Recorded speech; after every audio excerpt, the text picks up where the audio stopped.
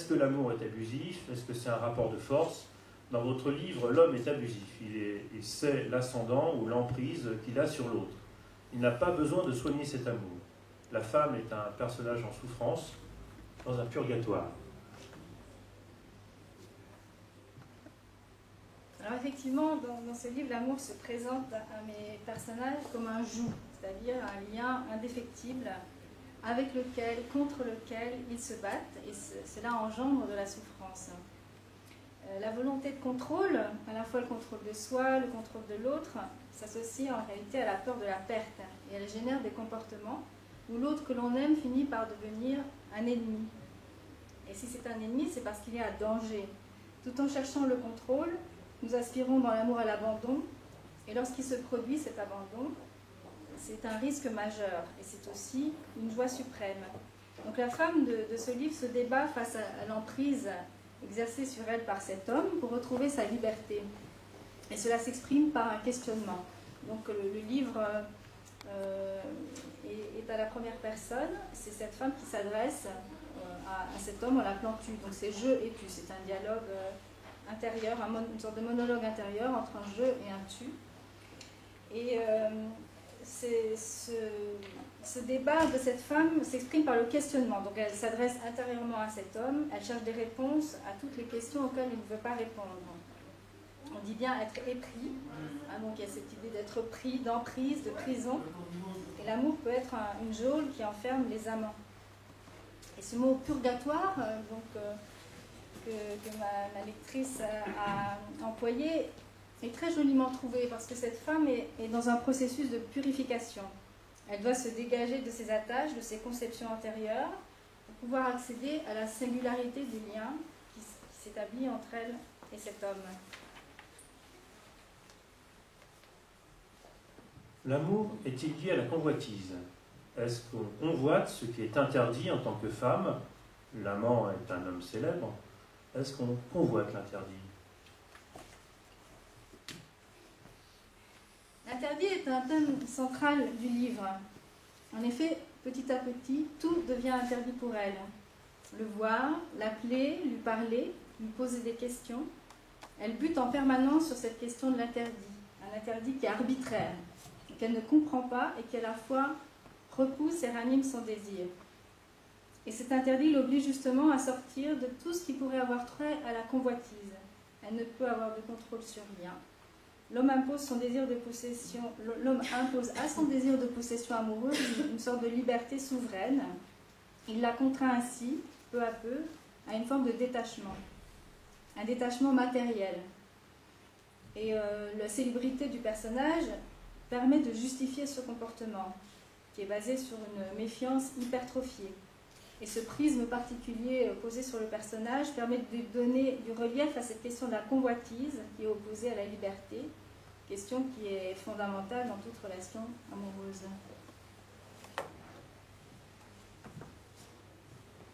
Donc on sait que vous êtes artiste peintre depuis le démarrage, là, en tant que romancière, jeune romancière puisque c'est votre premier roman.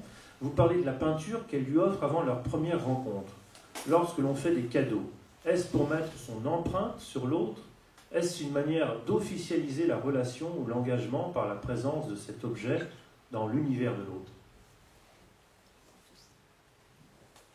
Alors cela me paraît tout à fait juste.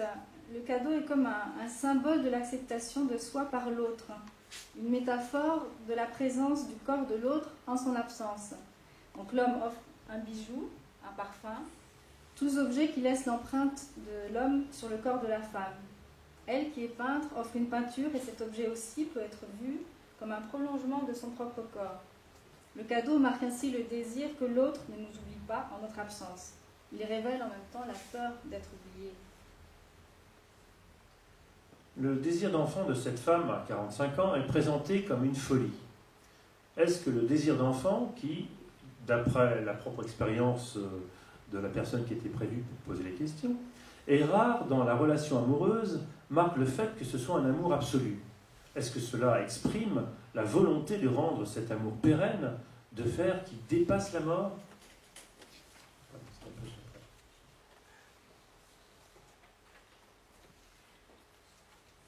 L'amour absolu serait celui qui sort de toutes les contingences matérielles, qui s'élève vers le spirituel. Le désir d'enfant marque l'abandon total du corps de la femme, qui est prête à souffrir les douleurs de l'enfantement, les déformations physiques, le danger de mort pour l'amour d'un homme. Alors que l'enfant, symboliquement, joue peut-être le rôle du cadeau absolu, le cadeau qu'on ne pourra jamais faire disparaître, jamais effacer, celui qui scelle définitivement l'union charnelle. Nous voyons bien aujourd'hui, avec les modifications de la famille, que l'existence de l'enfant ne garantit pas l'existence de l'amour entre les parents. Vous êtes peintre, et c'est votre premier livre. Qu'est-ce qui vous a amené à écrire ce livre plutôt qu'à le peindre? Est-ce que c'est le même processus créatif que dans la peinture? Est-ce inspiré de vous? Le personnage de la femme est peintre comme vous. Il y a plus de points communs que je n'imaginais entre création picturale et création littéraire. Pour moi, la peinture naît de l'impuissance des mots à tout exprimer. Lorsqu'on est peintre, c'est qu'on a un rapport au langage particulier, non immédiat, non évident. Dans ma peinture qui est abstraite, je m'inspire de la réalité que je vois autour de moi. Et pour écrire également, bien entendu, je décris ce que je connais. Des personnages issus du milieu artistique. Ce qu'ils vivent s'inspire de ce que j'ai vécu, de ce que d'autres ont vécu autour de moi. Je me suis inspirée également des grands auteurs qui ont écrit sur ce sujet. Moravia, par exemple, avec le bonheur conjugal, l'ennui. Tolstoï, le bonheur conjugal également. Le diable. Beckett, mon premier amour. Maraille, le premier amour. Métamorphose d'un mariage, les braises, et aussi des grands textes anciens. Donc les lettres à Héloïse et à Bélard, le roman de la rose. Ma peinture est abstraite, mais les mots aussi sont une abstraction du réel. Avec les mots dans l'écriture, avec les couleurs et les formes dans la peinture, on recrée un autre monde, peut-être plus beau, peut-être plus signifiant que celui dans lequel on est immergé. Et au cours de ces deux processus, on est en quête de sens. Peut-être qu'il m'a fallu 20 ans d'immersion dans la pratique picturale pour arriver à aborder le langage des mots, qui a l'avantage de pouvoir toucher plus directement les gens. Parler d'amour en peinture, c'est possible, mais cela atteint son but en passant davantage par l'inconscient du regardeur. Avec les mots, on peut toucher autrement, plus directement. Daniel Sibony, le psychanalyste, va plus loin. Pour lui, comme il l'écrit dans L'amour inconscient, aimer sert à engendrer le discours, le langage. Encore, l'amour étant aux sources du langage, il suffit, semble-t-il, de dire « je t'aime » pour que moussent écument des jets de langage qui d'emblée font sens. Pour lui, ça promet même l'au-delà du sens, puisque les mots se donnent pour la recherche du vrai nom introuvable de l'amour. Plus loin, il dit tout simplement « on aime quelqu'un parce qu'on a quelque chose à lui dire, même en silence, ou à terre devant lui, même à grand bruit. On aime l'être par qui l'amour s'est révélé possible, comme le don renouvelé de sa propre langue altérée. L'amour, donc, rendrait créatif d'un langage particulier. » Je dirais aussi, pour reprendre le thème de ce 7e Salon des Arts, que j'ai écrit ce livre parce que je crois au pouvoir des mots sur les mots du monde. Et je suis très heureuse d'avoir été invitée à parler de mon livre sous cette égide. Dernière question. D'accord. L'amour est-il une mise à nu?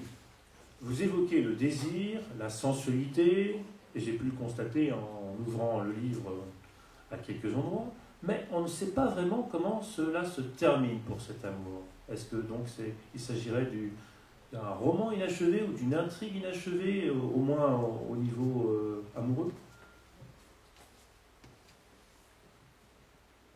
On croit savoir ce que c'est que l'amour, on en a une connaissance livresque, on en a entendu parler, on en rêve, et chaque nouvelle rencontre amoureuse change notre vision de l'amour. Oui, c'est tout à fait désolé. On a lu votre dernière question, les on questions étaient très bien. On va répondre à la dernière question. Très et bonne après, question. on pourra donc discuter plus facilement avec vous et avec le public. Donc, par ce livre, j'invite chacun à faire retour sur son intimité, mais son intimité profonde, pas celle qu'on partage avec ses amis, pas celle qu'on livre sur les réseaux sociaux, l'intimité réelle dont on ne parle à personne. Car chaque histoire d'amour est profondément singulière. C'est en étant à l'écoute de cette singularité qu'il devient alors possible de le laisser éclore lentement, en dehors de tout schéma préétabli, et de conquérir sa liberté. Alors peut-être que vous avez quelques questions déjà, puisque... Simplement, en ouvrant le livre, j'ai vu qu'il y avait beaucoup de phrases très courtes, et puis aussi évidemment beaucoup de questions, de questionnements, je crois que vous en avez parlé. Pourquoi, par exemple, cet art peut-être de la netteté ou de la précision de la phrase qui semble lancer un petit peu, peut-être lancée comme une bouteille à la mer ou une bouteille à autrui? Est-ce que c'est voulu, par exemple, cette forme raccourcie de la phrase? Oui, complètement. Alors là, pour le coup, on peut faire un parallèle avec ce qui se passe dans ma création picturale, donc, que j'ai élaborée depuis 20 ans, qui se base sur une forme de concision, d'économie de moyens. Et dans le rapport aux mots, c'est exactement le même principe. J'essaie vraiment de réduire au maximum, de garder uniquement les mots les plus essentiels, et les phrases, effectivement, sont plutôt courtes. Je vais passer le micro donc à notre modératrice. Bonjour. Non, t'as attendu, ça va bien avec le titre. Voilà, on attendait. Je suis désolée, une matinée compliquée, puis je me suis perdue et Monsieur Mbem n'est pas là. Je pensais qu'il était là, c'était mon seul contact pour. Voilà, j'arrivais pas à le joindre. Voilà, donc du coup, je ne sais pas quelle réponse vous avez apportée. Ah oui. Voilà, je vous avais Quel dommage. pour parler justement du livre, dont j'avais évoqué certaines questions, effectivement. J'avais parlé de l'amour abusif, vous en avez parlé un peu. Oui, j'ai répondu à toutes les questions que vous m'aviez posées. D'accord. Ouais. Peut-être que vous pouvez, pendant que vous lisez ça, faire lire quelques passages que vous avez sélectionnés. Oui, moi j'ai lu quelques passages. Ou par le public. Alors vous nous dites les pages, si c'est possible. Voilà. Alors madame se proposait pour lire.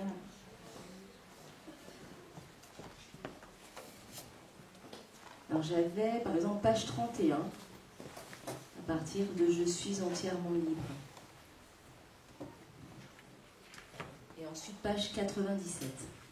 Donc ça, vous avez le temps de... Oui.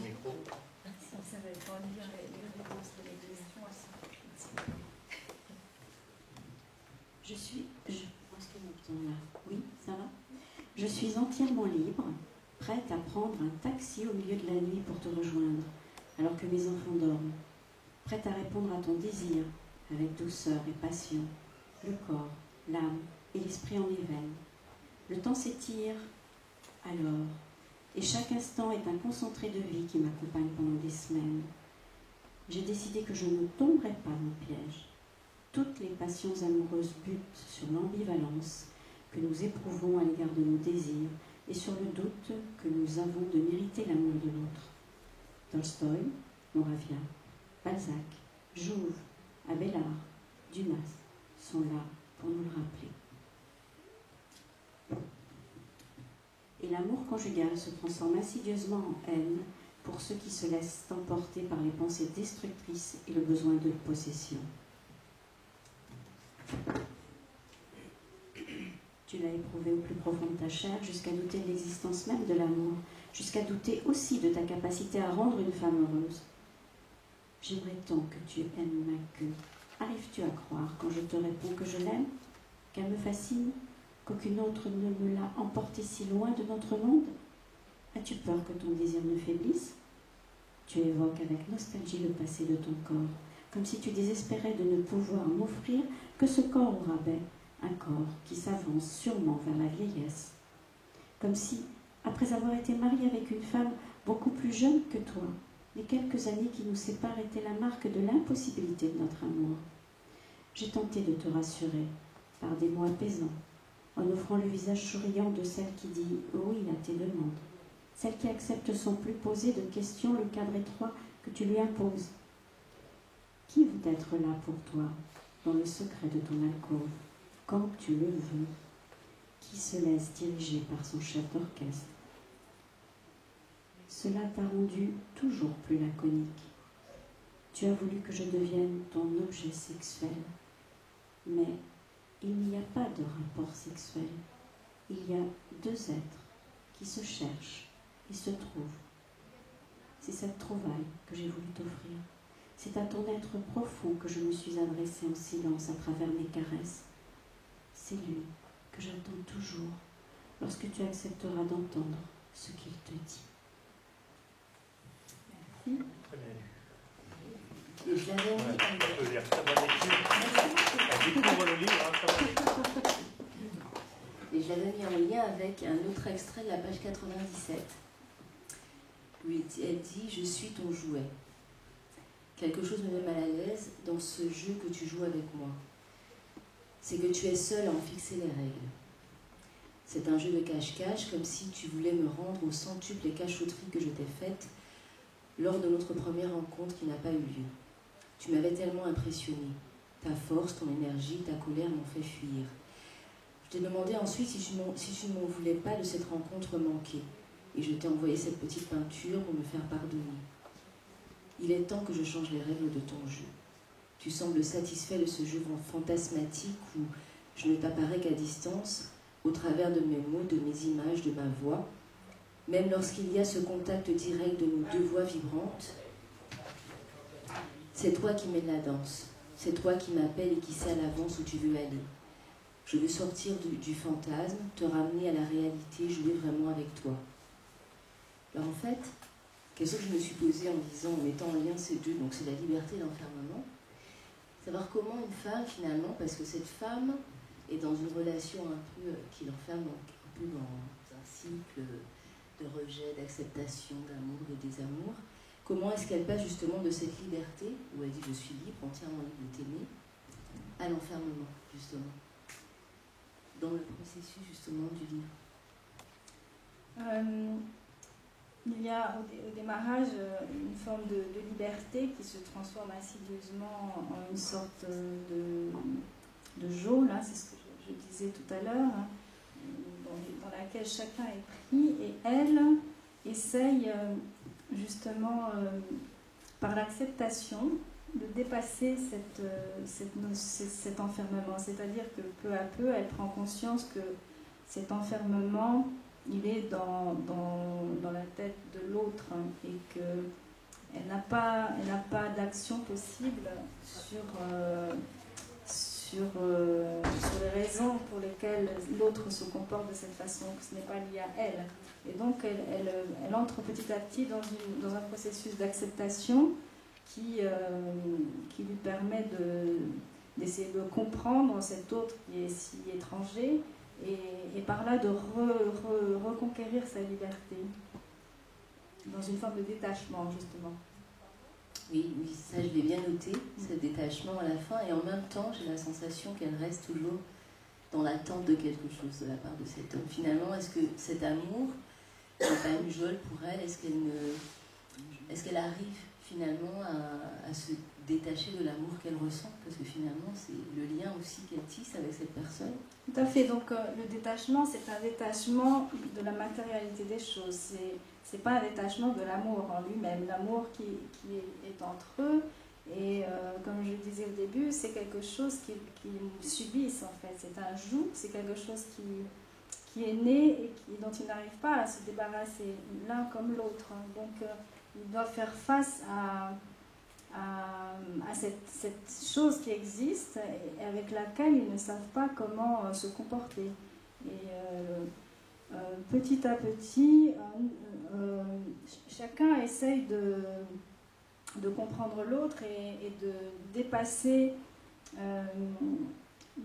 les aspects matériels, et donc de gagner une liberté également de cette façon-là.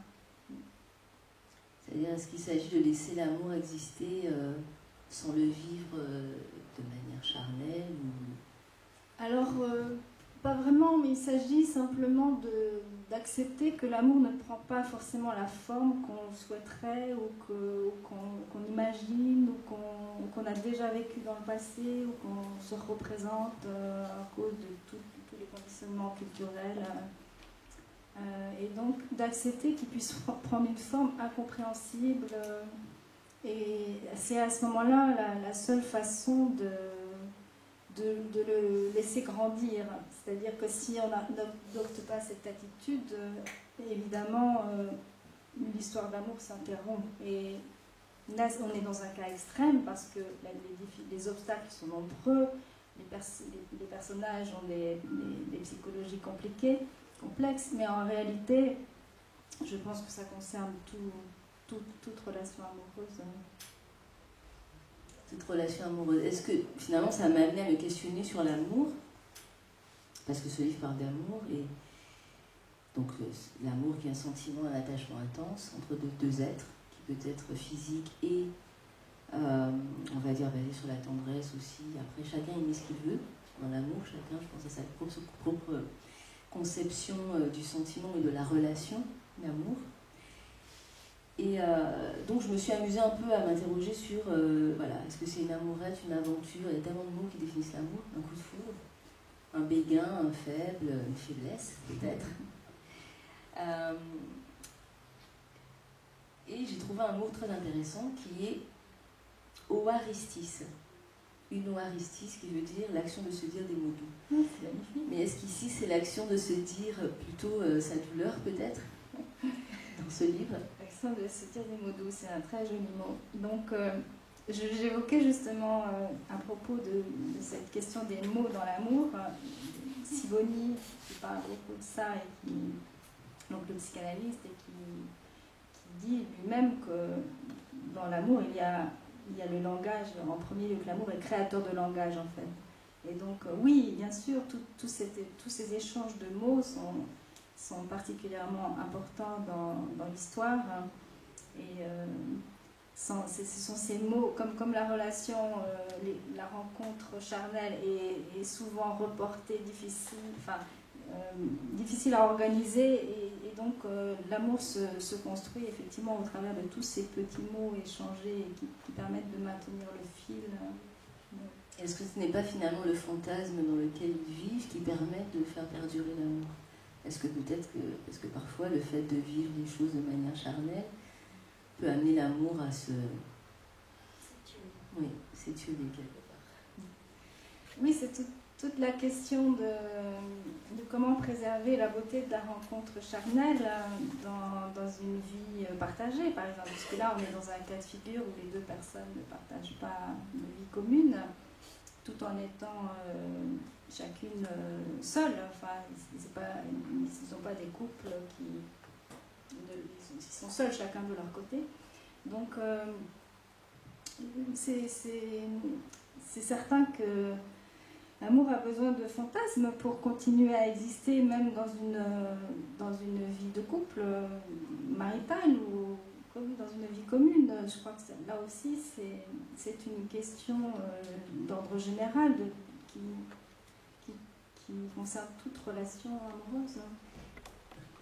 Alors, notre modératrice a parlé donc de l'art de dire des mots doux. Je constate en parcourant les pages qu'il y a peut-être aussi un art de dire les mots de la présence. Alors, donc, si est constaté la présence du fantasme ou de la relation symbolique ou de quelque chose qui est peut-être de l'ordre du rêve ou du désir, il y a beaucoup d'expressions qu'on appelle des présentatifs en grammaire contemporaine. Alors, par exemple, comme présentatif, il y a voici, voilà, il y a, c'est. Et là, je prends donc presque au hasard, donc c'est à toutes les pages, il y a ça. Donc là, c'est une épreuve. Là, c'est que tu essaies d'en fixer les règles. C'est un jeu de cache-cache. Est-ce que c'est cette manière de dire beaucoup de présentatifs, d'insister sur les démonstratifs, de mettre beaucoup de mots d'identité aussi avec le verbe être qui revient presque à toutes les pages. Bon, la page que vous avez choisie, c'était « Je suis ton jouet ». Est-ce que c'est ce que tu es seul à en fixer les règles?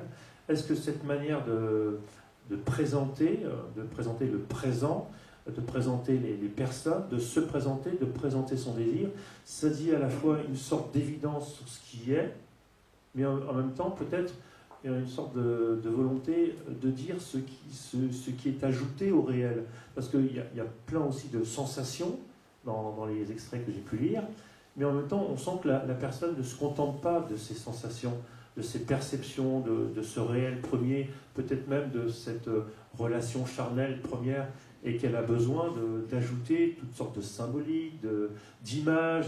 Il y a beaucoup, j'ai l'impression, de métaphores ou d'essais de saisir le monde, mais à travers peut-être des détours, des façons un petit peu inventées de décrire ce monde.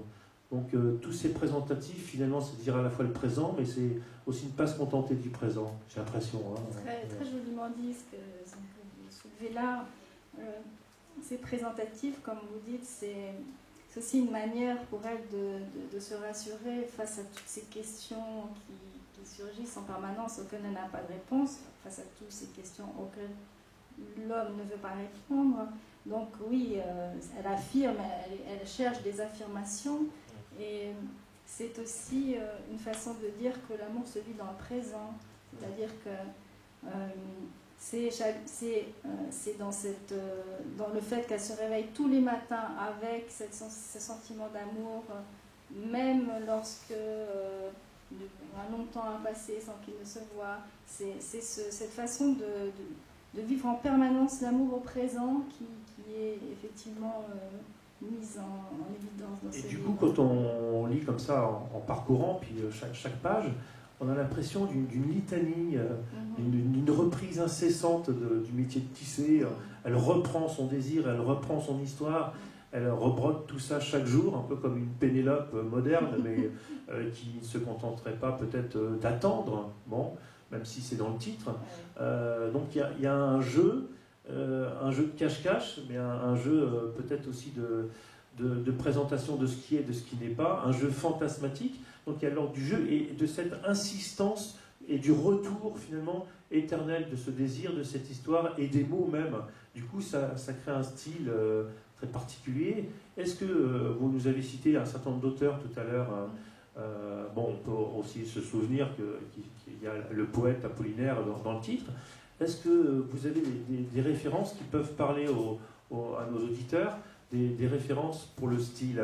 Par exemple, je sais qu'il y a très longtemps, j'ai lu du Marguerite Duras. Oui, est-ce que cet auteur, par exemple, on peut le percevoir à travers cette apparente simplicité du style tout à fait. de présentation? Marguerite Duras, je ne l'ai pas cité tout à l'heure, mais ça fait partie des écrivains qui m'ont énormément marqué. Donc, oui, j'apprécie particulièrement son style, ce côté dépouillé.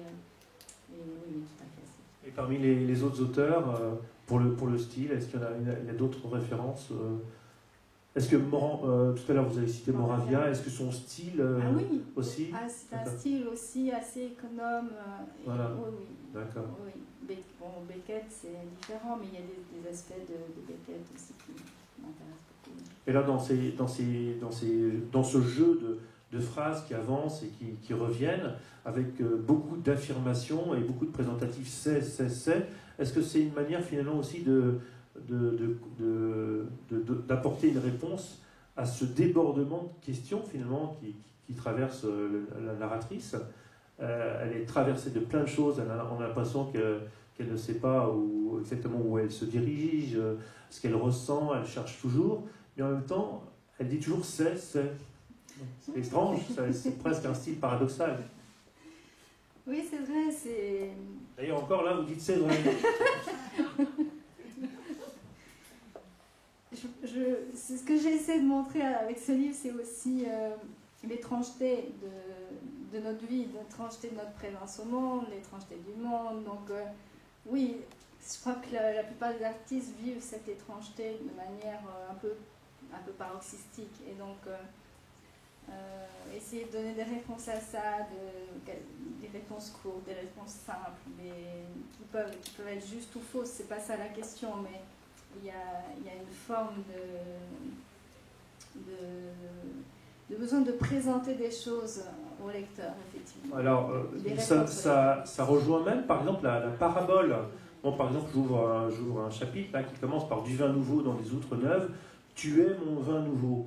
Donc ça peut faire très poétique, ça peut faire biblique, ça peut faire une parole de présence avec encore le verbe être, et le lien aussi entre le je et tu, mais en même temps, on voit bien qu'il y a une échappée.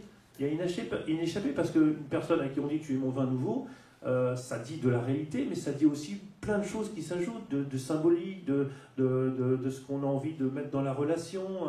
Donc on voit bien qu'il y a une tension entre se contenter du réel et puis avoir une sorte de prose simple qui voudrait coller au réel, et puis une prose simple aussi, mais qui dit peut-être la complexité à la fois du monde, mais aussi des relations interhumaines. Tu es mon vin nouveau, en quelques mots, on voit qu'on va très loin, et pourtant les mots sont extrêmement simples.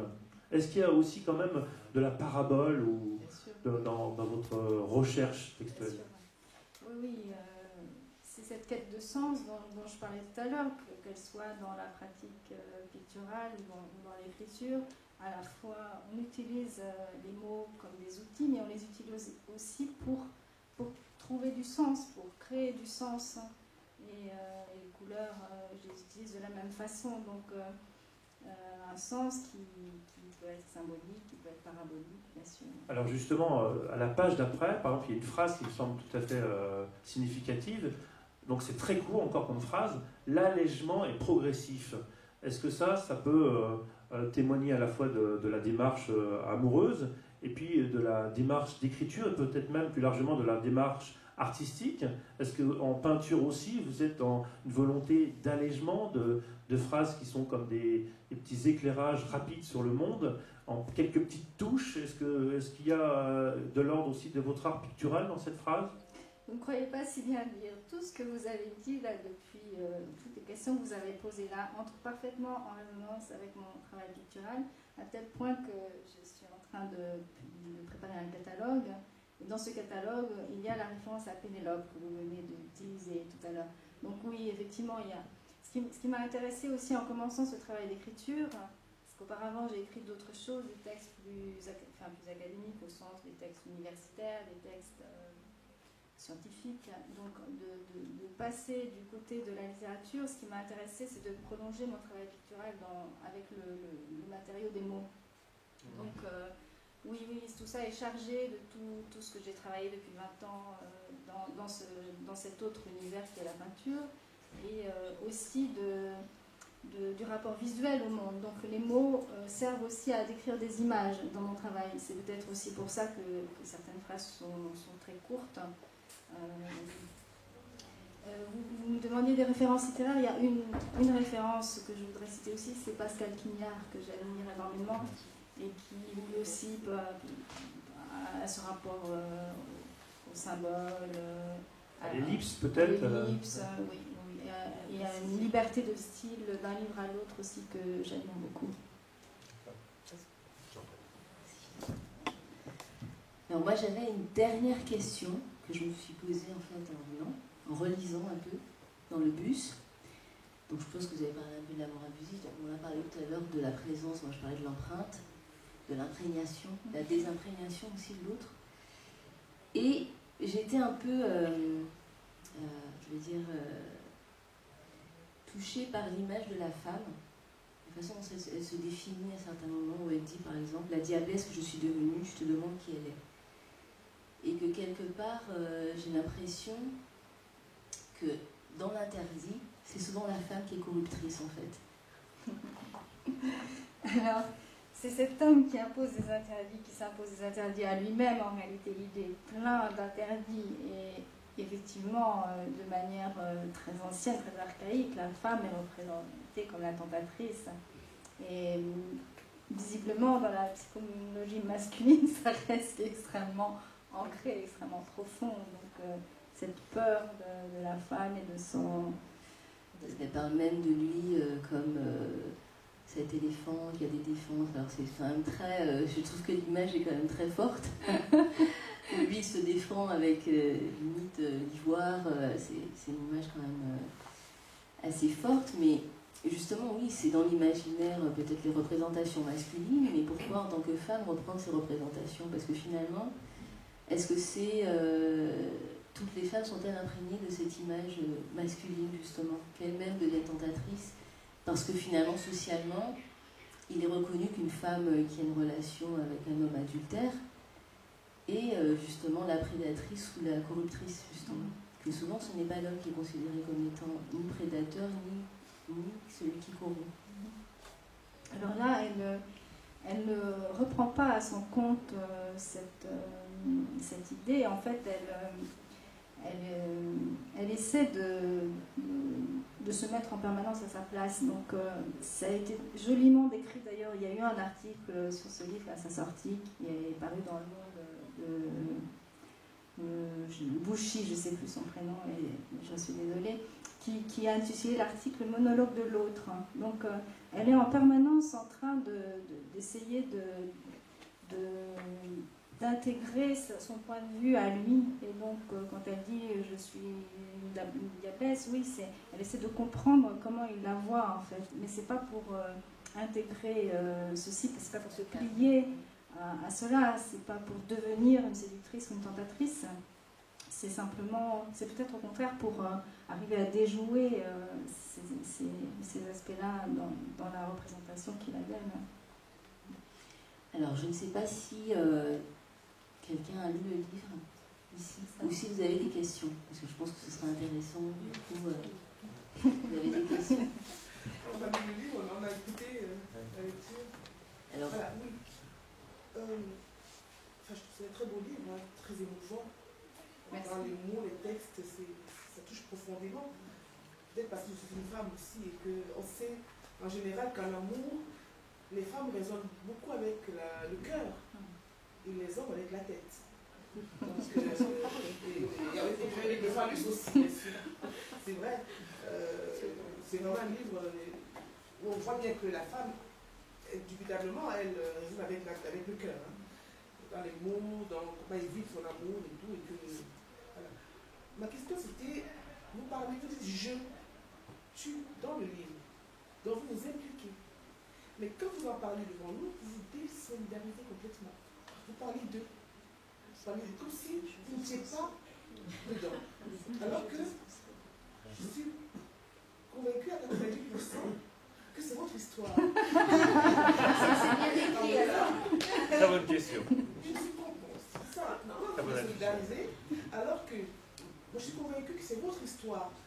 Pas que vous l'ayez forcément vécu par vous-même, quoique c'est mon sentiment profond, mais ça c'est mon point de vue, mais vous l'avez quand même vécu soit de visu, soit par lui dire, c'est certain. Et pourquoi vous vous mettez à l'écart? Est-ce que les femmes ont peur, quelque part, d'assumer l'amour qu'elles éprouvent, finalement, puisque l'amour, c'est la première chose qui arrive. Et pourquoi vous rendez compte qu'il faut assumer votre amour? C'est deux questions, en fait. C'est-à-dire, pourquoi vous désolidariser de votre personnage alors que c'est vous? Et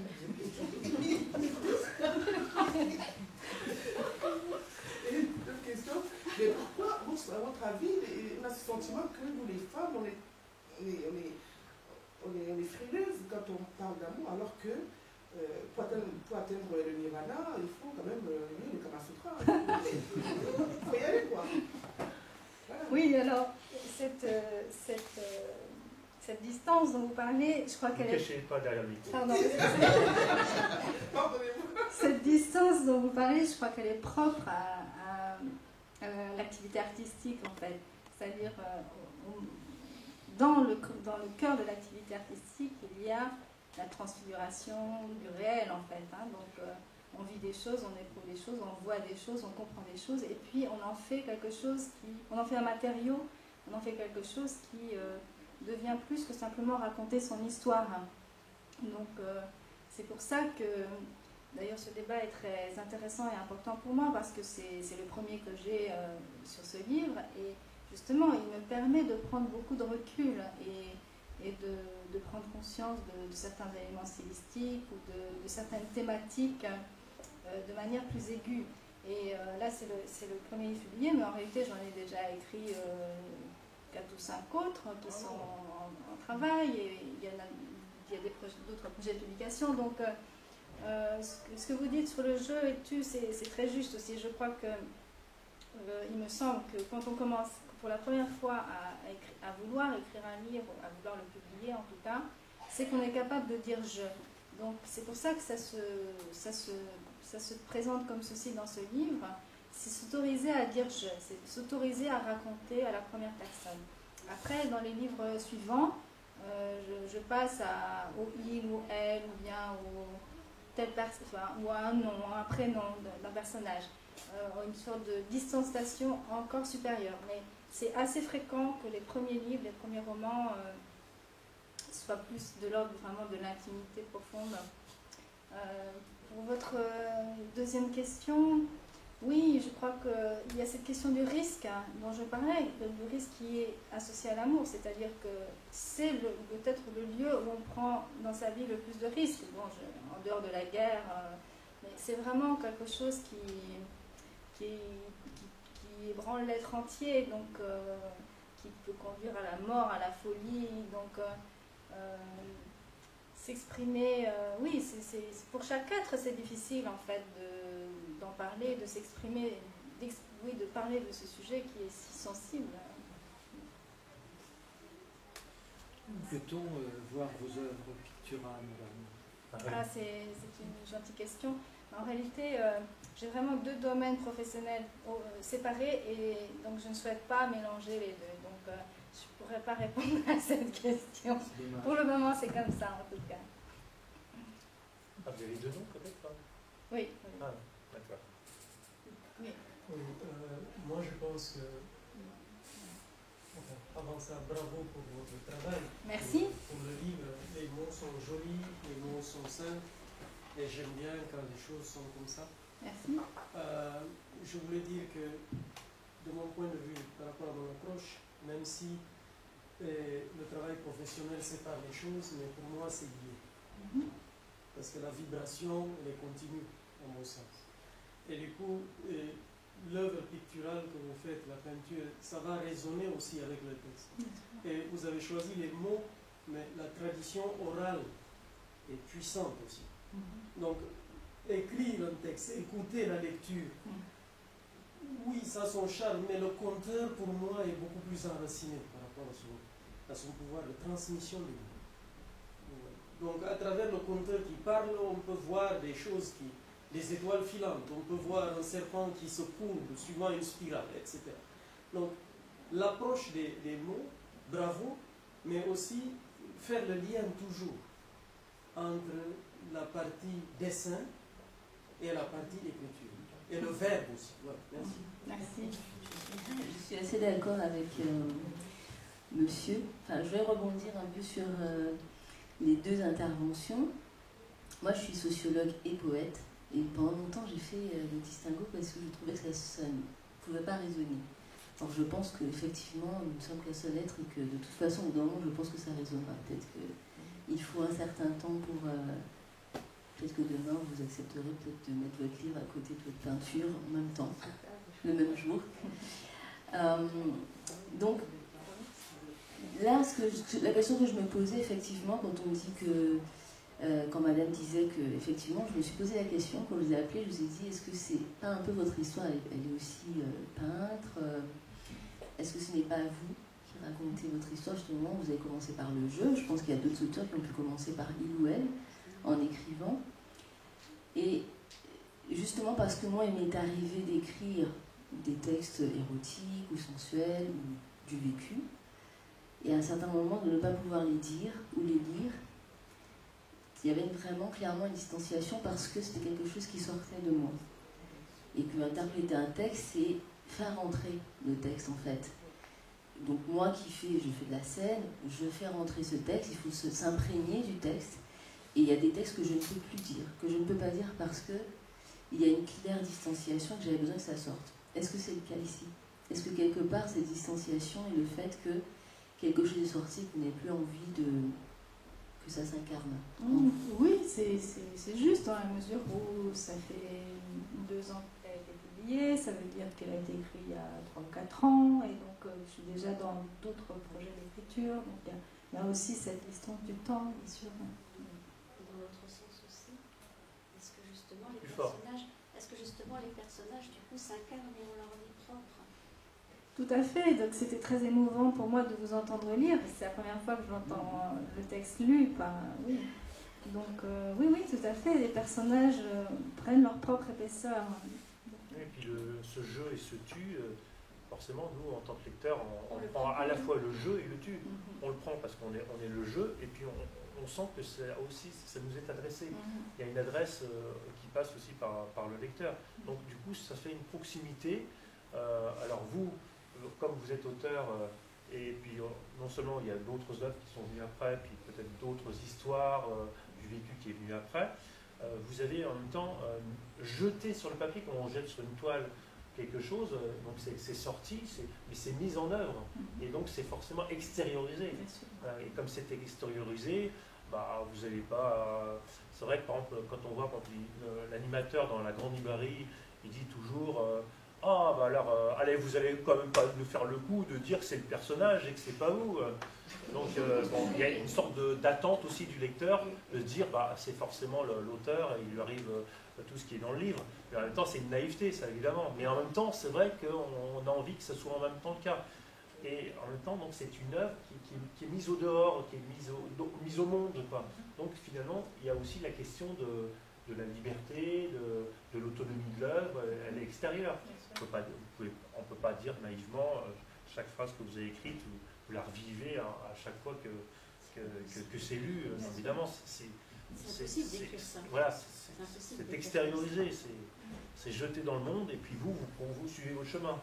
Alors, et le livre aussi suit son chemin, et c'est les lecteurs qui se l'approprient, et qui à la limite sont peut-être plus proches du jeu et du tu que vous maintenant. Voilà. C'est pour ça qu'il y a un petit écart dans la réception que vous pouvez en avoir, que nous pouvons en avoir, parce qu'elle a fait beaucoup de choses depuis l'auteur. Alors nous sommes dans le livre. Voilà. Je voudrais poser une petite question à propos du personnage féminin. Est-ce que justement ce style présentatif, c'est pas une façon de s'approprier et d'inscrire dans du réel une histoire qui finalement est pas si... Enfin, elle est réelle, elle est vraie, mais il y a du temps, enfin j'ai cru, je ne l'ai pas lu encore, hein, mais il y a du temps qui s'écoule d'après ce que j'ai pu comprendre, entre les rendez-vous, et c'est une façon quelque part de l'inscrire vraiment dans du dur. J'ai un peu ce sentiment avec ce que j'ai vu. C'est tout à fait juste ce que vous dites là, oui, c'est à la fois, comme je disais tout à l'heure, vivre toujours cet amour au présent, donc cet amour est justifié par le fait que chaque jour il est éprouvé, et en même temps c'est l'inscrire presque dans du marbre par cette présentification. Est-ce que votre peinture est aussi épurée que votre livre? De plus en plus, oui. Elle va vers le chemin de l'allègement dont on parlait tout à l'heure. Bon, je vous propose qu'on arrête là. Et si vous avez d'autres questions, vous venez voir l'auteur, vous venez prendre son livre, vous le faites dédicacer. Oui, la page dédicace volontiers. On peut vous retrouver sur le stand, hein? Oui, très bien. D'accord. Alors on peut suivre notre auteur et elle vous en dira peut-être un peu plus ou peut-être un peu moins. Merci beaucoup.